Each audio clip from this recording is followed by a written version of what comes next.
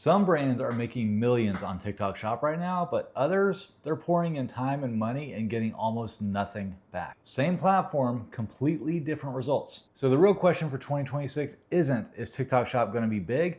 It obviously is. The question is, what side of that line is your brand gonna end up on? So in the next few minutes, I'm gonna show you exactly what's working on TikTok Shop right now, what's changed heading into 2026, and how to know before you sink months into it whether it's actually worth the investment for your brand. Because for some brands, this is the single biggest opportunity in e-commerce today, and for others, it's a complete waste of time. The difference comes down to 3 questions. Let's get into it. Quick intro, if we haven't met, I'm Eric, I run Rev7, and helping brands win on TikTok Shop is all we do all day long. So I'm not here to hype it up, and I'm not here to trash it either. I'm here to give you the honest version of what we've seen. I'm also a creator myself and have been selling on TikTok Shop for the last 3 years. So we're gonna cover 3 things: what TikTok Shop actually looks like in 2026, who's winning and who's struggling, and whether the ROI really holds up. So let's start with the lay of the land. If you haven't looked closely in a while, TikTok Shop has quietly turned into a full e-commerce engine that lives right inside the app. Someone discovers a product in their feed, in a creator's video, or on a live stream,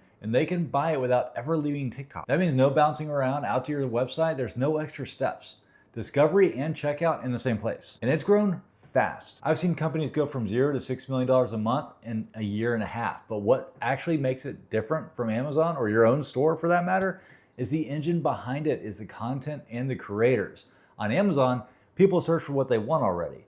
On TikTok Shop, the product finds the person through video, through creators, through the algorithm. Now hold on to that distinction because it's about to explain everything. But just because TikTok Shop is growing doesn't mean it's a fit for every single business. Because here's the thing that nobody tells you. TikTok Shop rewards a very specific kind of product. The brands that tend to win share a few traits. Their products are affordable, easy yeses, impulse-friendly price points where someone can buy on the spot without overthinking it. They're easy to demonstrate on camera. You show the thing working in 15 seconds and the value is obvious. And they lean into creators. Real partnerships, a steady stream of people making content about them, not one video a month. Affordable, demonstrable, impulse-friendly, creator-backed. That's the winning formula. Now here's the other side. The brands that struggle usually have high-ticket products. When something costs hundreds and hundreds of dollars, nobody impulse buys it off a 15-second clip. Sometimes they can, but that's not the norm.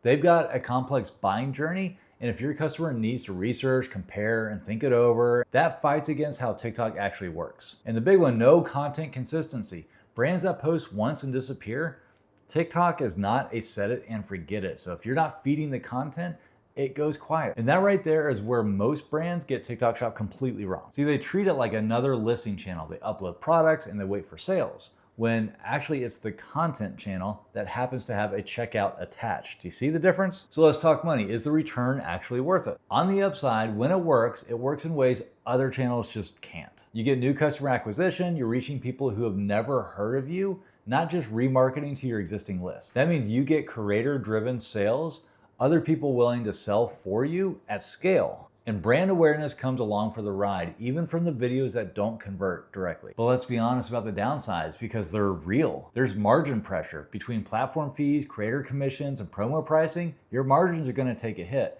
There's a discount expectation.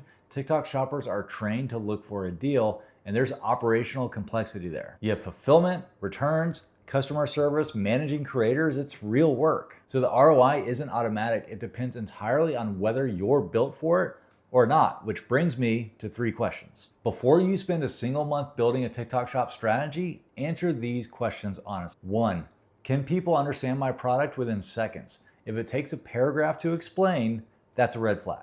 2, can creators easily promote it? Is it something that a creator can pick up, show, and make a genuine video about? 3, can I consistently produce content? Not could you in theory, will you week after week? If you answered yes to all 3, TikTok Shop is probably worth testing. And if you're getting a no on any of them, fix that first. Or your results you land on will be on the wrong side of that line before you even started. So here's the bottom line. TikTok Shop isn't a magic growth channel, although sometimes it can sound like it.